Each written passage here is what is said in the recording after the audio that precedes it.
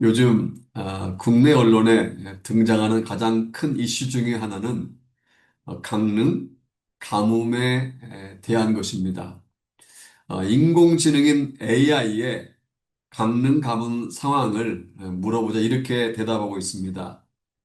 강릉의 유일한 상수원인 오봉저수지의 저수율이 12%까지 떨어졌다고 하니까 이젠 목숨이 달려있는 일이 되어버림. 특히 경제적으로 보면 이게 단순히 물 부족 문제가 아니라 지역 경제 전체를 흔드는 대형 사고임. 관광업, 농업, 서비스업까지 타격받고 있음. 인공지능인 AI가 강내 가뭄 상황을 목숨이 달려있는 일이 되어버렸다고 그렇게 설명하고 있습니다.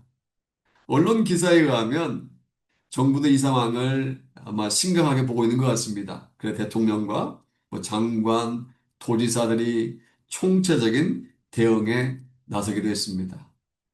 그동안 산불이라든지 태풍이라든지 혹은 홍수 같은 일로는 재난 사태를 선포한 적이 있지만 이 가뭄으로 선포한 적 없는데 강릉의 상황이 너무 심각하다 보니까 대한민국 최초로 재난사태까지 강릉에 선포했습니다. 그리고 국가 소방총동원령을 두 차례나 발령해서 무려 1만 리터나 담을 수 있는 소방차 70대를 투입해서 매일매일 그렇게 24시간 나르고 있다고 합니다. 또한 오봉 저수지 저수위를 하락을 막기 위해서 강릉시도 모든 방법을 동원하고 있다고 합니다. 아파트들 상수도를 공급하는 것을 차단도 하기도 하고 공중화장실 또한 수영장, 스파 같은 것들 운영도 중단시켰다고 합니다. 얼마나 심각한 상황인지 멀리 떨어져 있기 때문에 제대로 알 수는 없지만 아마도 강릉 시민 4만 5천 가구는 굉장히 힘든 상태일 것입니다. 물론 언론에 따르면 금요일 오후부터 강릉을 포함한 동해안에 비가 내리기 시작해서 만 하루 동안 총 110mm, 110mm가 내렸다고 하니까 나름 그래도 감사한 일입니다. 그래서 어제 토요일 날 오후 4시 기준으로 보면 오봉 저수지 저수율이 13.9%로 전날보다 2.4% 증가하였지만 아직도 턱없이 부족하다고 합니다. 저는 강릉의 가뭄 사태를 보면서 다시 한번 깨달은 것이 있습니다. 참 물이 중요하구나. 물이 이렇게 중요하구나라는 걸 깨달았습니다. 사실 그동안 우리는 물이 풍부한 곳에서 살기 때문에 가뭄의 무서움을 잘 알지 못했습니다. 그런데 많은 전문가들은 아마도 갈수록 지구의 온난화로 인해서 특별 대책을 세우지 않으면 물 부족 현상은 계속될 것이라고 경고하고 있습니다. 왜냐하면 물이 없거나 물이 부족하면 사람뿐만 아니라 동물들이나 식물들이 살 수가 없기 때문입니다. 모든 생명체는요, 이 물을 필요로 합니다.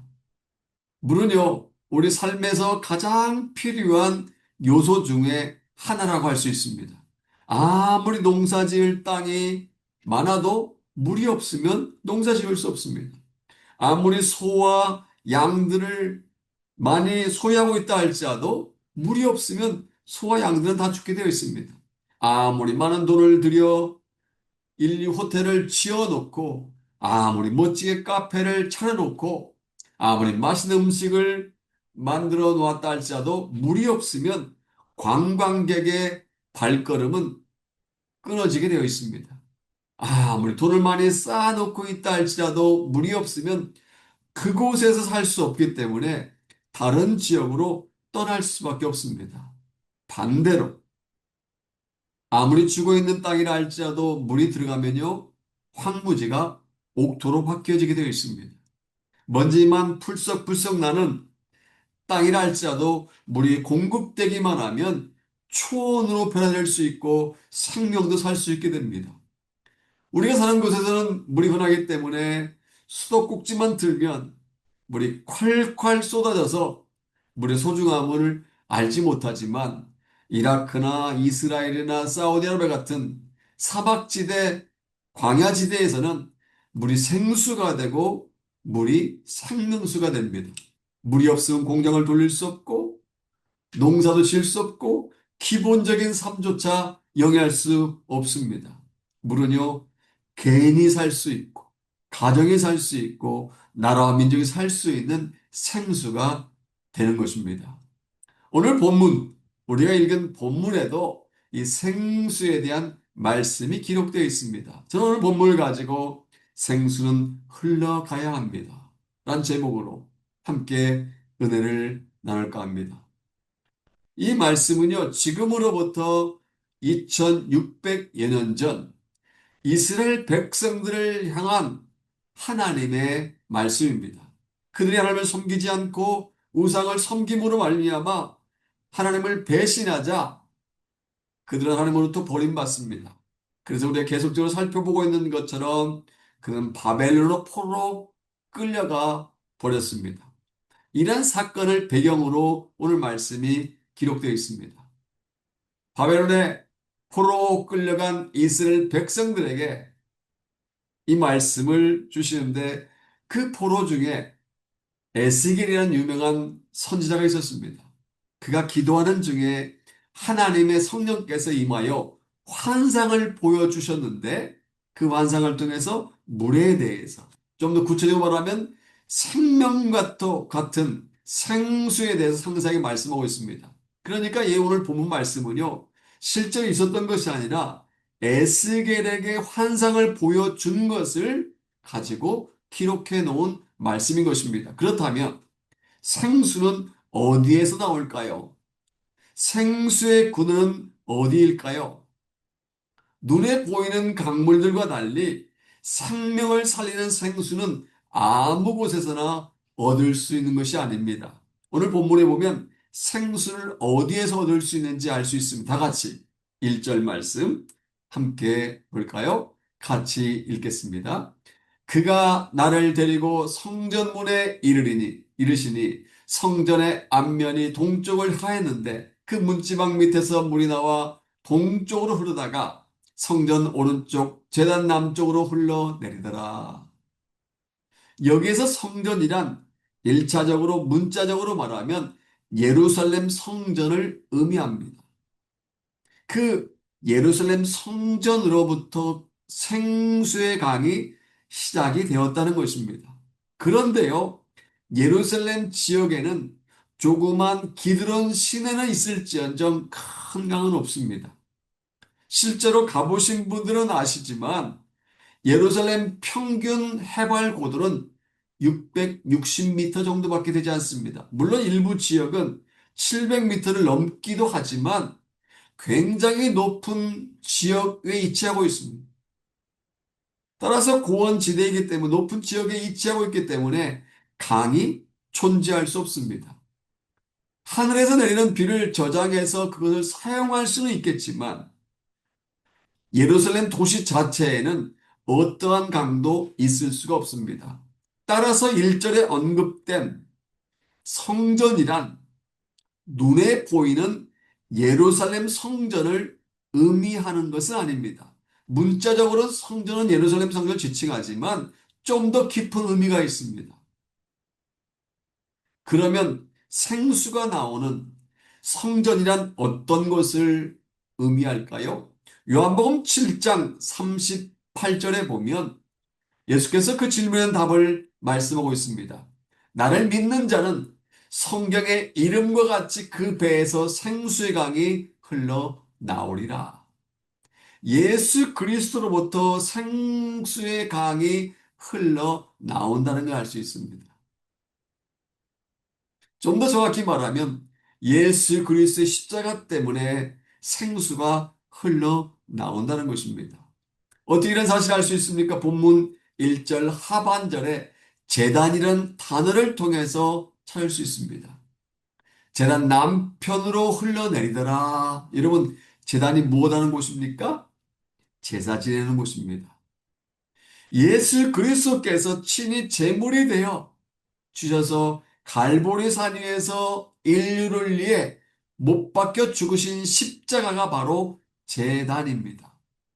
문자적으로는 예루살렘 성전 안에 있는 제단이지만 그런데 예수께서 달려 제물 되어 주신 십자가가 바로 2차적인 더 중요한 제단이라는 것입니다. 따라서 생명을 살리는 생수는 예수 그리스도의 십자가로부터 시작된다고 말할 수 있습니다. 그러면 생수는 무엇을 가리킬까요? 성령을 가리킵니다. 사도 요한은 나를 믿는 자는 성경의 이름과 같이 그 배 생수의 강이 흘러나리라는 예수의 말씀을 소개한 후에 다음 절인 38절에서 이렇게 말씀하고 있습니다. 이는 그를 믿는 자들이 받을 성령을 가리켜 말씀하신 것이라. 뭘 가리켜 말씀하신 거라고요? 성령을 가리켜 말씀하신 것이라. 그러니까 생수는 바로 성령을 의미한다는 것을 알 수 있습니다. 예수 그리스도께서 십자가에 달려 돌아가셨기 때문에 우리는 생수가 넘치는 성령이 넘치는 삶을 살 수 있게 되었다는 것입니다. 다시 말하면 예수께서 십자가에서 우리의 죄를 위한 제물이 되어 주셨기 때문에 그리고 사흘 만에 부활하셨기 때문에 우리가 하나님 앞에 나아갈 수 있는 길이 열렸습니다. 그 결과 우리는 예수 그리스도의 십자가와 성령으로 말미암아 영혼의 갈증을 해결할 수 있게 되었고 풍성한 삶을 살 수 있게 되었다는 것입니다. 하지만 주위에 보면 세상의 방법으로 영혼의 갈증을 해결하려고 하는 사람들이 참 많습니다. 어떤 사람들은 술로 영혼의 갈증을 해결하려고 하고 마약으로 아니면 나이트클럽이나 락카페에 가서 영혼의 갈증을 해결하려고 합니다. 또 어떤 사람은 도박을 통해 영혼의 갈증을 해결하려고 카지노에 출입을 합니다. 그런데요, 러시아의 대문호 도스토옙스키는 도박의 목적은 돈이 아니라고 주장한 적이 있습니다. 돈이 목적인 사람은 돈을 주면 더 이상 도박을 하지 않아야 됩니다. 그런데 돈이 생기면 여전히 도박을 하려고 도박장에 달려간다는 것입니다. 그래서 도스토옙스키는 이렇게 결론을 내렸습니다. 도박을 왜 하느냐? 그것은 돈 때문이 아니라 깊은 목마름 때문이다. 그의 주장을 100%다 수용하기는 어렵지만 어느 정도 맞는 말일 수 있습니다. 사람들이 돈이 많은데 그럼에도 불구하고 카지노에 가는 것, 화투를 치는 것, 도박을 통해 뭔가 희열을 느끼고 뭔가 갈증을 해결하려고 하기 때문입니다. 하지만 그렇게 한다고 영혼의 갈증을 해결할 수 없고 공허한 마음을 채울 수는 없습니다. 점쟁이를 찾아가서 점을 친다고 우리의 갈증이 해결되는 것도 아니고 공허한 마음이 채워지는 것도 아닙니다. 세상의 방법으로 갈증을 해결할 수 있었다면 술집은 점점 줄어야 합니다. 술 한 잔 마시면 영혼의 갈증이 해결되어 더 이상 술집을 가지 않으면 술집 문 닫아야 되지 않습니까? 정을 쳐서 영혼의 갈증이 해결됐다면 더 이상 점집을 드나들지 않기 때문에 점집은 문을 닫아야 되고 나이트클럽과 카지노는 문을 닫아야 됩니다. 그런데요, 그러한 사업장이 망하기는커녕 점점 성업 중이 아닙니까? 카지노가 점점 많아지고 술집이 점점 많아지고 그러지 않습니까? 영혼의 갈증은요, 물질이나 명예나 권력이나 취미 활동 등 세상적인 방법으로 해결할 수 없다는 증거가 되는 겁니다. 우리 인생에서 물론 부와 명예와 권력은 필요하긴 합니다. 인정합니다. 그러나 그것들이 우리를 진정으로 행복하게 만들지는 못합니다. 취미 활동이 우리의 삶에 활력을 가져다 주는 것은 인정합니다. 하지만 그것이 우리의 영혼의 갈증을 완전하게 해결해 주지는 못합니다. 그렇다면 어떻게 해야 영혼의 갈증을 해결할 수 있을까요? 진정한 갈증 해소 방법이 무엇일까요? 요한복음 4장에 보면 영혼의 갈증을 해결하기 위해서 남편을 무려 5번이나 바꾸고 또한 6번째 남자와 살고 있는 한 여자가 등장합니다. 우리는 그녀를 향해 소위 수가성 우물가 여인이라고 부릅니다. 예수께서 그 여인에게 이렇게 말씀하였습니다. 이 물을 먹는 자마다 다시 목마르려니와 내가 주는 물을 먹는 자는 영원히 목마르지 아니하리니 내가 주는 물은 그 속에서 영생하도록 솟아나는 샘물이 되리라. 타는 목마름은 세상의 그 어떤 것으로도 해결할 수 없습니다. 오직 예수님 안에 영혼의 갈증을 해결할 수 있는 줄로 믿습니다. 요한복음 7장 37절에 보면 예수님이 이렇게 말씀하십니다. 누구든지 목마르거든 내게로 와서 마시라. 여러분, 세상적인 방법으로 여러분의 갈증을 해결하려고 하지 마시기 바랍니다. 예수님 믿음으로 예수님 안에 거함으로 갈증을 해결하시기 바랍니다. 성령의 생수로 영혼의 갈증을 해결하시기를 바랍니다. 영혼이 변하지 않는 생수, 영혼의 갈증도 해결할 수 있는 생수, 죽은 생명도 살릴 수 있는 생수는 예수 그리스도의 십자로부터 얻을 수가 있는 것입니다. 또 우리는 우리에게 생수가 얼마나 필요한 것인가를 알아야 됩니다. 그렇다면 생수 분량이 얼마나 필요할까? 얼마나 생수가 우리 안에 있어야 우리가 만족할 수 있을까? 본문을 보면 생수가 점점 많아져 간다는 것을 알 수 있습니다. 성전 문지방에서부터 흘러나온 생수는요, 제단을 한 바퀴 빙 돈 다음에 제단을 통과해서 남쪽으로 흘러가는데 점점 물이 깊어지고 있습니다. 다 같이 3절 말씀 같이 보겠습니다. 같이 읽겠습니다. 그 사람이 손에 줄을 잡고 동쪽으로 나가며 천척을 청량한 후에 내게 그 물을 건너가게 하시니 물이 발목에 오르더니 여기 자세히 보면 천척이라는 말이 등장합니다. 천사가 줄을 잡고 동쪽으로 천척을 갔다는 것입니다. 요즘으로 말하면 천척은 500m 가량입니다. 그러니까 천사가 줄을 잡고 500m 가량 되었을 때 보니까 에스겔 선자의 발목까지 물이 차 있었다는 것입니다. 계속해서 4절과 5절 말씀 보겠습니다. 같이 읽겠습니다. 다시 천척을 측량하고 내게 물을 건너가게 하시니 물이 무릎에 오르고 다시 천척을 측량하고 내게 물을 건너가게 하시니 물이 허리에 오르고 다시 천척을 측량하시니 물이 내가 건너지 못할 강이 된지라. 그 물이 가득하여 헤엄칠 만한 물이요 사람이 능히 건너지 못할 강이더라. 천척이 얼마의 거리라고요? 500m. 제일 처음에 천척을 가서 보니까 물이 발목까지 찼습니다. 또다시 천척 500m 그러니까 총 합치면 1000m가 재보니까 이번에는 무릎까지 차오르고 또다시 500m 1500m까지 가니까 이제는 허리에 오르고 또다시 500m 총 2000m 가서 보니까 물이 머리까지 가득 차서 건너지 못할 그러한 강이 되었다는 것입니다. 이것은요 영적인 의미가 있습니다.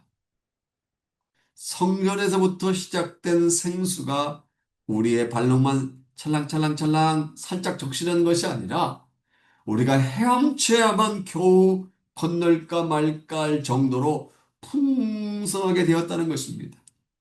그리스의 생수, 성령의 생수는 우리가 겨우 혀에 살짝 찍어 맛만 보는 물이 아닙니다. 헤엄쳐야 할 만한 물, 우리를 늑이 잠기게 하는 물, 넘치는 강이라는 것입니다. 우리가 성령의 생수를 다시 말하면 성령으로 충만하게 체험할 수 있다는 것입니다. 주에 보면 예수 그리스도를 믿음으로 말미암아 새로운 존재가 되었음에도 불구하고 성령 충만을 경험하지 못한 그리스도인들이 많습니다. 예수 그리스도를 믿음으로 말미암아 영생은 얻었지만 이 땅에서 주님께 준비하신 예비하신 풍성한 삶을 누리지 못하는 성도들이 많이 있습니다. 주님은요, 요한복음 10장 10절에서 분명하게 말씀했습니다. 내가 온 것은 양으로 생명을 얻게 하고 더 풍성히 얻게 하려는 것이라. 주님은요, 우리가 생명만 얻기를 원하지 않으십니다. 믿으십니까? 생명을 얻게 하고 그 다음이 중요합니다. 더 풍성히 얻게 하려는 것이다. 우리가 더 풍성한 삶을 살아가는 것을 주님이 원하고 계신다는 것입니다. 그럼에도 불구하고 그저 은혜의 강가에서 발목만 담그고 있는 크리스천들이 있다면 얼마나 안타깝습니까? 더 깊은 성령의 생수를 맛보지 못하고 살아가고 있다면 얼마나 안타까운 일이 아닙니까? 어떤 글에서 읽은 이야기인데요. 한 사람이 조그만 보트를 타고 남미의 아마존 강을 내려가게 되었습니다. 한참 동안 신나게 내려가다가 갑자기 엔진이 고장이 나서 보트가 표류하게 되었습니다. 이젠 물이 흘러가는 대로 맡길 수밖에 없었습니다. 해가 쨍쨍 내려쪼이는 무더운 날씨에 준비해간 물로 목을 축였지만 그것도 잠시뿐 다시 갈증을 느끼게 되었습니다. 자꾸 마시다 보니 배는 더 이상 물이 없었습니다. 그럼 완전 절망한 상태에 빠져 심한 목마름으로 고통하고 있는데 갑자기 어디선가 큰 배가 나타났습니다. 그는 소망이 생겨서 그 배를 향해 외쳤습니다. 살려주세요. 목말라 죽겠어요. 물 좀 주세요. 그냥 그 큰 배에서 이런 소리가 들렸다고 합니다. 여보시오, 당신 지금 아마존 강 한복판에 와 있어. 보트 옆에 있는 강물을 떠먹으시오. 그 물로 당신의 목마름을 해결하시오. 혹시 강물이 넘실된 강 한복판에 와 있음에도 불구하고 목말라 하던 그 사람처럼 풍성한 삶을 누릴 수 있는 그리스도인이 되었음에도 불구하고 구원받은 것으로만 만족하고 날마다 목말라고 있는 분 계시지 않습니까? 물론 구원은요, 그 어느 것보다도 바꿀 수 없는 매우 소중한 것입니다. 영생을 얻었다는 것은 말로 할 수 없는 복입니다. 그러나 우리가 영생을 얻었다는 것에 만족하지 말고 주님께서 예비해 놓으신 풍성함을 누려야 할 줄로 믿습니다. 우리는 성령의 도우심으로 예수 그리스도를 주님으로 시인함으로 우리는 구원받은 백성이 되었지만 이러한 은혜에만 머물러 있어서는 안 될 줄로 믿습니다. 그러므로 발목에 차는 정도의 은혜에 만족하지 말고 성령의 생수로 가득 채워 풍성한 삶을 누리시기를 주님의 이름으로 축원합니다. 성령의 생수를 발목에 채운 분들은 무릎까지 채우고 무릎까지 채운 분들은 허리까지 채우고 허리까지 채운 분들은 머리까지 충만하게 채우시길 바랍니다. 성령 충만을 받아 성령의 생수에 완전히 잠겨 주님이 주시는 풍성한 삶을 누리는 저와 여러분 되기를 소원합니다. 더 나아가 본문을 통해 우리는 생수의 능력이 있다는 사실을 발견할 수 있습니다. 아시는 분들이 계실 텐데 리비아 대수로 공사는 1984년에 한국의 동아 건설에 의해서 시작되었습니다. 그리고 1단계와 2단계 공사를 성공적으로 마쳤습니다. 그 다른 나라가 3단계를 진행하였고 2011년 리비아의 카다피 대통령이 사망하고 또한 내전으로 말미암아 4단계와 5단계 공사는 중단된 상태입니다. 원래 카다피 대통령이 리비아의 대수로 공사를 시작한 이유가 있습니다. 북아프리카에 위치하고 있는 이 리비아는 한반도의 8배, 남한의 무려 18배나 되는 넓은 땅이지만 경작이 가능한 실제 가능한 땅은 겨우 전국토의 1.4%에 불과했습니다. 나머지는 사막 혹은 광야였습니다. 그래서 러시아 남부 사막에서 지하 깊숙이 에서 끌어올린 이 지하수를 사람들이 살고 있는 북부 지역으로 보내기 위해서 대수로를 계획한 것입니다. 그 결과 수주에 성공한 동아건설은 공사를 시작해서 12년 만에 1차, 2차 공사를 성공적으로 완성시켰습니다. 큰 트럭도 지나갈 수 있을 정도의 직경 무려 4m, 4m 직경의 관을 3,544km나 길게 연결시킨 것입니다. 그냥 땅 위에 한 게 아니고 지하 6m인가 그곳에 묻어서 무려 3,544km를 연결시킨 겁니다. 그 결과 영국 템스강 유수량의 2배에 해당하는 하루 250만 톤의 물이 사하라 사막 곳곳을 흐르게 되었다고 합니다. 1999년 9월 한국의 동아 건설에 의해서 대수로가 개통되었을 때 리비아 최고 지도자인 카다피 대통령이 이렇게 말했다고 합니다. 2단계 공사의 성공적인 마무리로 사막을 옥토로 바꾸는 우리들의 오랜 꿈이 현실로 다시 나타났습니다. 세계 8대 불가사의가 될 대수로 공사를 차질없이 시공한 한국 기술진들에게 감사합니다. 대통령이야 리비아 모든 국민들이 너무너무 흥분하며 기뻐했다고 합니다. 왜요?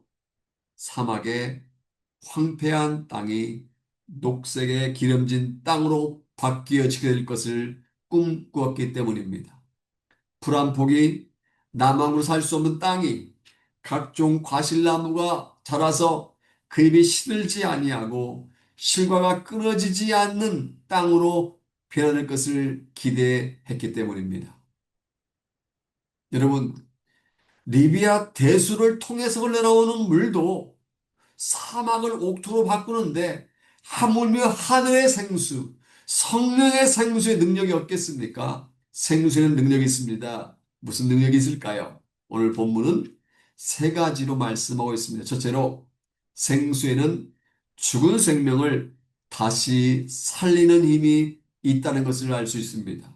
생수는요, 죽은 생명을 다시 살아나게 합니다. 다 같이 6절과 7절 같이 읽겠습니다. 그가 내게 이르시되 인자야 네가 이것을 보았느냐 하시고 나를 인도의 강가로 돌아가게 하시기로 내가 돌아가 강 좌우편에 나무가 심이 많더라. 여러분 지금 본문의 배경이 어딘 줄 아십니까? 팔레스타인 지역입니다. 풀 한 폭이 나기도 힘든 땅. 그런 황폐한 사막 광야 지대입니다. 그런데 7절 하반절에 보면 거기에 나무가 많아졌다고 합니다. 그냥 많아지지 아니하고 심이 많아졌다고 합니다. 생명이 다시 살아난 것입니다.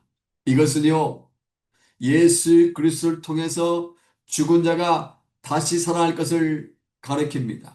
로마서 8장 11절 하반절에서 말씀하고 있는 것처럼 구원받은 자들은 성령으로 말미암아 죽은 몸이 다시 살아난다고 합니다.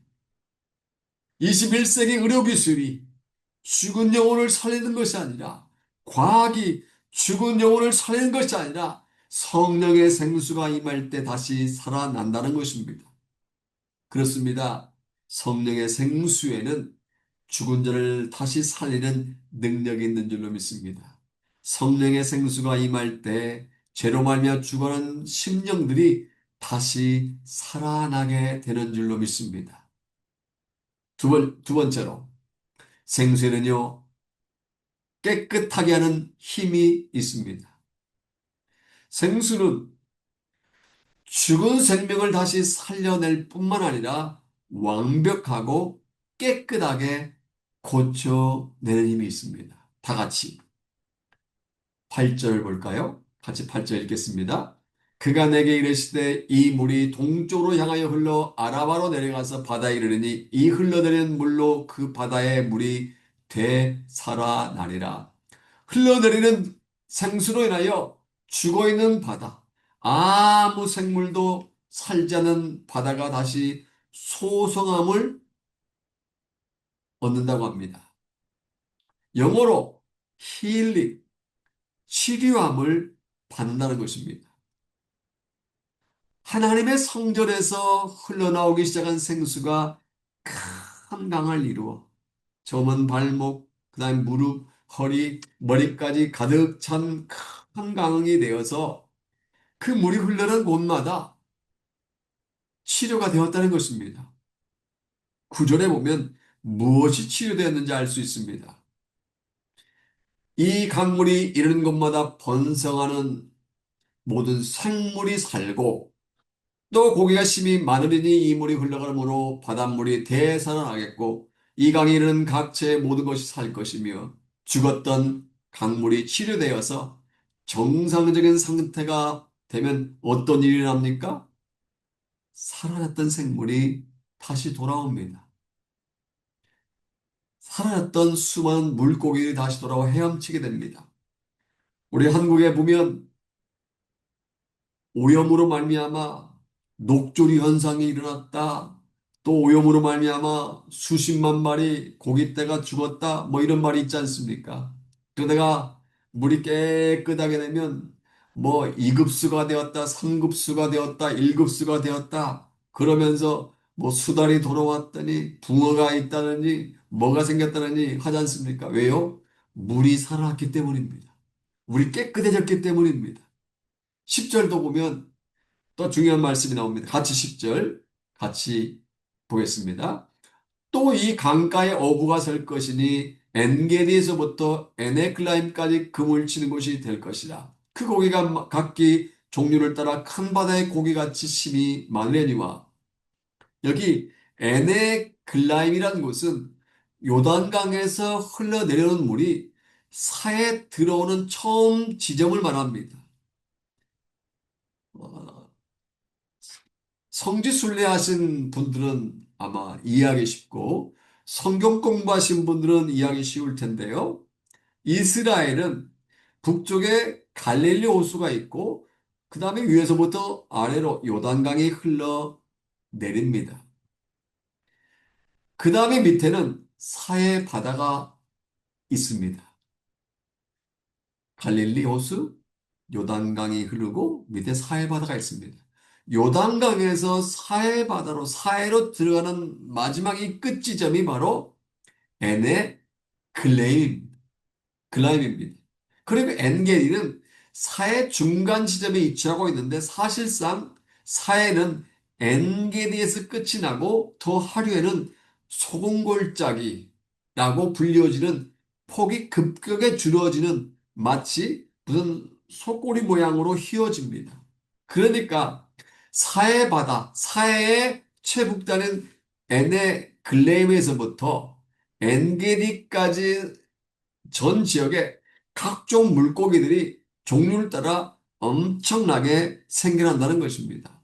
그리고 그 물고기를 잡으려고 많은 어부들이 몰려오게 된다는 것입니다. 물론 이것은 환상입니다. 실제로 사회가 그렇게 물고기들이 많아지는 그러한 소금기가 사라진 바다가 된다는 것이 아닙니다. 환상 중에 영적인 가르침을 지금 에스겔에게 해준 겁니다. 무엇을 말씀하고 있습니까? 생수가 흐르는 곳에 치유의 역사가 나타난 줄로 믿습니다. 혹시 여러분의 가슴속이 병들었습니까?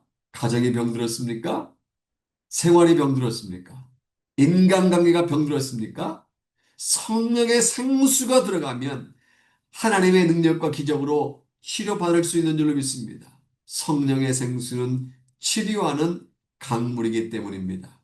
마지막 셋째로 생수는요, 풍성하게 열매를 맺게 합니다. 생수는 죽은 생명을 다시 살려내고 완벽하게 깨끗하게 고칠 뿐만 아니라 각종 실과나무가 열매를 맺게 합니다. 다 같이 12절 말씀 같이 보겠습니다. 같이 읽겠습니다. 강 좌우가에는 각종 먹을 과실나무가 자라서 그 잎이 시들지 아니하며 열매가 끊어지지 아니하고 달마다 새 열매를 맺으리니 그 물이 성소를 통하여 나옴이라. 그 열매는 먹을 만하고 그 잎사귀는 약재료가 되리라. 하늘의 성전에서 흘러나오기 시작한 생수가 큰 강이 되어 흘러 들어가는 곳마다 생물이 살아나고 고기가 심히 많아졌습니다. 뿐만 아니라 식물이 되는 실과나무, 과실나무가 자란다고 합니다. 나무님이 시들지 아니하고 실과가 끊어지지 않고 계속해서 맺히게 된다고 합니다. 이처럼 성령의 강수가 흘러 들어가면, 성령의 강물이 흘러 들어가면 치료만 임할 뿐만 아니라 번영도 다가오는 줄로 믿습니다. 우리의 삶에 성령의 생수가 흘러 넘치면 시절을 쫓아 과실을 맺으며 잎사귀가 마르지 아니한 것 같이 풍성한 삶을 살게 되는 줄로 믿습니다. 사랑하는 어머니가 여러분, 이제 한 사람의 이야기를 소개하고 말씀 뵙겠습니다. 존 샘포드라는 사람은 내 안에 있는 천국이라는 제목의 책을 썼습니다. 그 책에 자신의 집에 오래된 우물의 이야기를 적어놓고 있습니다. 그 집에는 우물이 있었는데 굉장히 차갑고 깨끗한 물이었다고 합니다. 결코 마른 일이 없었다고 합니다. 가뭄이 극심할 때도, 다른 집의 우물들은 다 말라갈 때도 항상 차갑고 맑은 물이 끊임없이 솟아났다고 합니다. 그러다가 생활이 풍족해지면서 기존에 사용하던 우물은 그대로 덮어놓고 한쪽에 현대식 펌프 장치를 설치해서 기계로 쉽게 우물을 길어내도록 했다고 합니다.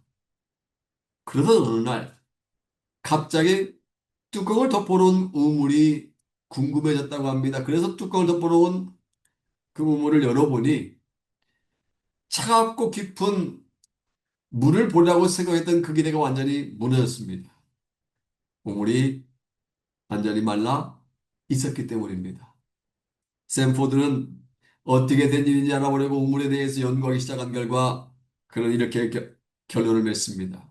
이런 종류의 우물은 지속적으로 물이 흘러나오는 수백 개의 작은 지하 수맥으로부터 물을 공급받는다. 우물에서 물을 길어내면 더 많은 양의 물이 수맥으로부터 스며나와 우물에 고여들면서 이 작은 수맥들의 관들은 늘 깨끗하게 열려 있게 된다. 그러나 사용하지 않고 정기적으로 물을 길어내지 않으면 미세한 수맥들이 막히고 만다. 여러 해 동안 그침없이 흐르던 우리의 옛 우물은 물이 없어서가 아니라 사용하지 않았기 때문이다. 전 이야기를 읽으면서 굉장히 깨달을 수 있었습니다. 아하. 샘푸드가 말한 것처럼 우물은 사용하지 않으면 마르게 되는데 사용하면 사용할수록 더 많은 물로 채워지게 된다는 것입니다. 마찬가지 원리일 것입니다. 하나님으로부터 받은 복을 다른 사람을 위해 사용하지 않으면 마르게 되어 있습니다. 하지만 하나님으로부터 받은 복을 다른 사람을 위해 쓰면 쓸수록 더 많은 복을 누릴 수 있다는 것입니다.